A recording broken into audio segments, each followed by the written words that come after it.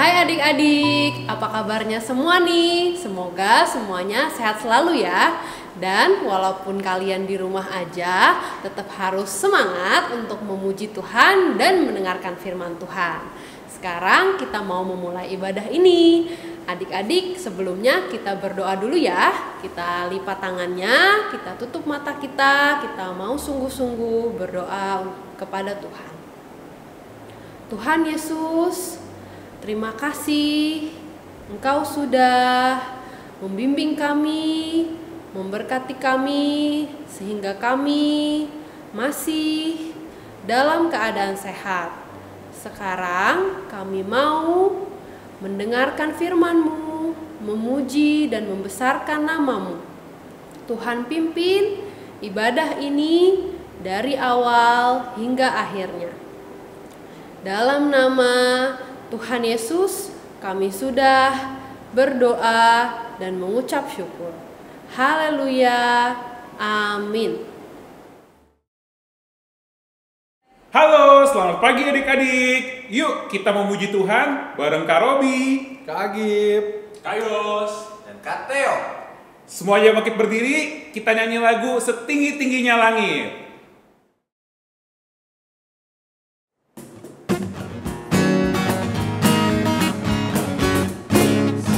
Setinggi-tingginya langit, lebih tinggi kasih Yesusku. Sedalam-dalam lautan, lebih dalam kasih Yesusku. Seindah-indah pelangi, lebih indah kasih Yesusku. Kasih Yesus, oh kasih Yesus, mengalahkan segalanya. Kasih Yesus, oh kasih Yesus, mengalahkan segalanya. Setinggi-tingginya langit, tinggi-tingginya langit, lebih tinggi kasih Yesusku. Sedalam-dalam lautan, lebih dalam kasih Yesusku. Seindah-indah pelangi, lebih indah kasih Yesusku. Kasih Yesus, oh kasih Yesus, mengalahkan segalanya. Kasih Yesus, oh kasih Yesus, mengalahkan segalanya. Kasih Yesus, kasih Yesus, oh kasih Yesus, mengalahkan segalanya. Kasih Yesus, oh kasih Yesus, mengalahkan segalanya.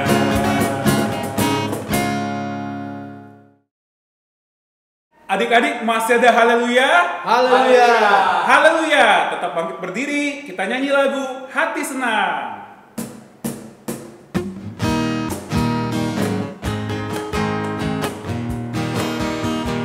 Hati senang ya ya, hati senang ye ye, hati senang haleluya di dalam Tuhan, bersuka cita selalu, berdoa senantiasa, mengucapkanlah syukur dalam segala perkara.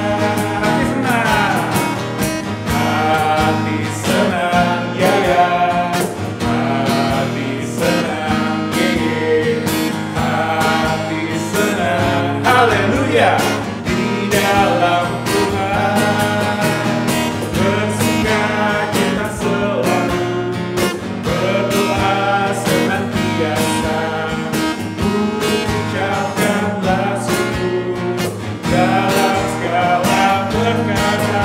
Bersuka cita selalu, berdoa senantiasa, mengucapkanlah syukur dalam segala perkara. Adik-adik, sebentar lagi kita mau mendengarkan firman Tuhan. Sebelumnya kita menyanyikan lagu Ku di tanganmu, ku di hatimu. Gak ada yang bercanda lagi ya.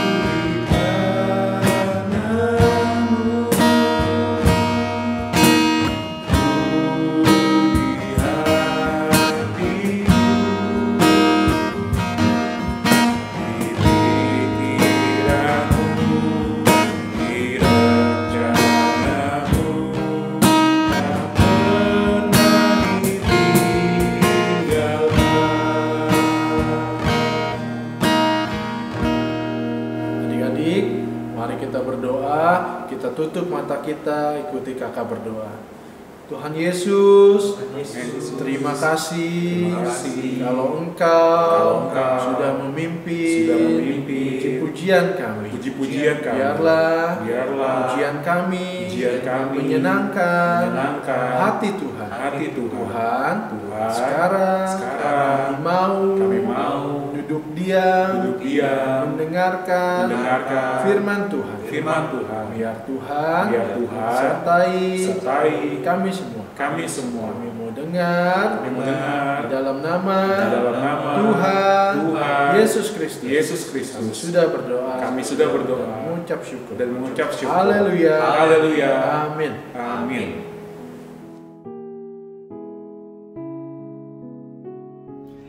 Selamat pagi adik-adik, salam jumpa lagi dengan kakak Rudy. Minggu ini kakak Rudy mau membawakan firman Tuhan. Tapi kak Rudy mau tanya dulu ya, Kak Flora minggu kemarin tuh bawain firman apa? Oh, berarti adik-adik itu namanya adik-adik ikut ibadah. Betul. Bapak Saulus bertobat dan namanya diganti menjadi Bapak Paulus. Good, berarti Bapak Paulus di dalam pelayanannya ia pergi ke satu kota, ke kota yang lain. Ia begitu semangat mengabarkan tentang firman Tuhan. Nah, hari ini, minggu pagi ini, Kak Rudy mau menceritakan tentang Bapak Paulus dan Bapak Silas berada di kota Filipi. Di kota Filipi, Bapak Paulus dan Bapak Silas memberitakan firman Tuhan, menceritakan kuasa Tuhan, menceritakan segala yang hebat, segala kemuliaan Tuhan. Banyak orang-orang yang bertobat. Tapi iblis itu tidak pernah senang. Ada aja yang mengganggu. Ada seorang wanita yang selalu mengganggu. Kalau Bapak Paulus dan Bapak Silas memberitakan firman Tuhan, ia selalu aja mengganggu. Ya, sudah siap Alkitabnya? Kita baca Alkitabnya. Kita buka di dalam Kisah Para Rasul. Kak Rudi udah ada Alkitabnya. Ayo adik-adik buka. Kisah Para Rasul itu di mana adik-adik? Di dalam Perjanjian Baru. Ya, coba Kisah Para Rasul 16 ayat 16, 17, 18. Ya. Pada suatu kali ketika kami pergi ke tempat sembahyang itu, kami bertemu dengan seorang hamba perempuan yang mempunyai roh tenung. Dengan tenungan-tenungan tuan-tuannya memperoleh penghasilan besar. Ia mengikuti Paulus dan kami dari belakang sambil berseru katanya, orang-orang ini adalah hamba Allah yang maha tinggi. Mereka memberitakan kepadamu jalan kepada keselamatan. Hal itu dilakukannya beberapa hari lamanya. Tetapi ketika Paulus tidak tahan lagi akan gangguan itu, ia berpaling dan berkata kepada roh itu, demi nama Yesus Kristus, aku menyuruh engkau keluar dari perempuan itu. Seketika itu juga keluarlah roh itu. Coba adik-adik, ada nama Yesus Kristus membuat roh itu keluar, roh jahat itu keluar. Adik-adik tahu kan roh tenung? Roh tenung itu roh iblis yang bisa meramal. Tuan-tuannya bisa mendapat uang. Kalau orang mau meramal, tahu dong meramal nasib. Makanya roh itu adalah roh yang jahat, roh iblis. Diusir. Nah, perempuan itu menjadi baik adanya setelah roh itu keluar. Ada roh Tuhan yang menggantikan. Ya, adik-adik. Coba kita lanjut lagi, satu ayat lagi. Ayat yang 19. Ketika tuan-tuan perempuan itu melihat bahwa harapan mereka akan mendapat penghasilan lenyap, mereka menangkap Paulus dan Silas lalu menyeretnya mereka ke pasar untuk menghadap penguasa. Nah, karena para tuan-tuan itu kehilangan mata pencariannya dari perempuan yang tadi itu, maka tuan-tuan itu menangkap Bapak Saulus dan Bapak Silas karena dianggap pengacau. Dibawa ke penguasa kota Filipi. Akhirnya Bapak Paulus dan Bapak Silas itu ditangkap di dalam penjara. Sebelum ditangkap mungkin dipukuli, kakinya dipasung, tangannya diborgol. Walaupun dia memberitakan firman dengan baik dan benar, memberitakan firman Tuhan dengan semangat, tetapi ada saja kendalanya. Tapi ingat, Bapak Paulus dan Bapak Silas di dalam penjara, walaupun dia dijaga dengan ketat oleh kepala penjara, ia akan di kota Filipi. Bapak Paulus dan Bapak Silas selalu memuji Tuhan, selalu berdoa di dalam penjara. Sampai-sampai teman-teman di dalam penjara itu mendengar Bapak Paulus dan Bapak Silas tetap bersuka cita, tetap berdoa, tetap bernyanyi. Tengah-tengah malam gempa terjadi, pintu-pintu penjara terbuka. Wah, pasungan daripada Bapak Paulus dan Bapak Silas juga terbuka. Nah, kepala penjara waktu itu melihat begitu, waduh, tahanan semua lepas, dia akan kena hukuman. Dia ketakutan. Nah, kepala penjara itu mengambil pedang, mau membunuh dirinya. Tapi Bapak Paulus dengan Bapak Silas, jangan lakukan hal itu. Saya masih ada di sini, semua tahanan masih ada di sini. Kepala penjara ini juga akhirnya bertobat. Kepala penjara ini juga bertobat. Dia ceritakan semuanya kejadian yang ada kepada anak-anaknya, kepada seisi rumahnya. Dan seisi rumahnya pun juga bertobat. Puji Tuhan. Karena ada Roh Kudus yang selalu menyertai. Dalam keadaan seperti apapun, Bapak Paulus dan Bapak Silas selalu bersukacita. Selalu bernyanyi. Selalu memberikan pujian. Itulah kemenangan bagi anak-anak Tuhan. Pertama, yang harus dilihat adik-adik, yang harus adik-adik perhatikan. Perempuan yang ada roh tenung diusir dalam nama Yesus, maka roh itu pergi. Berarti ada kuasa di dalam Yesus. Ada kuasa di dalam nama Yesus. Roh setan itu pergi. Yang pertama. Yang kedua, adik-adik harus ingat. Di dalam kesakitan, di dalam penjara, ada nyanyian, ada pujian yang Bapak Paulus dan Bapak Silas naikkan. Apa yang terjadi? Ada mujizat. Penjara terbuka. Pasungan-pasungan terbuka. Ada mujizat. Dari mujizat itu ada apa dampaknya? Kepala penjara, mungkin orang-orang tahanan yang di situ melihat ada kuasa. Ada mujizat. Mujizat terjadi, ada pertobatan. Puji Tuhan, hari ini adik-adik telah mendengar firman Tuhan. Bahwa Tuhan selalu menyertai orang-orang yang bersukacita. Orang-orang yang selalu menyanyikan pujian. Bapak Saulus pasti tidak pernah lupa untuk berdoa. Begitu juga adik-adik. Kita harus berdoa. Kita harus memuji Tuhan.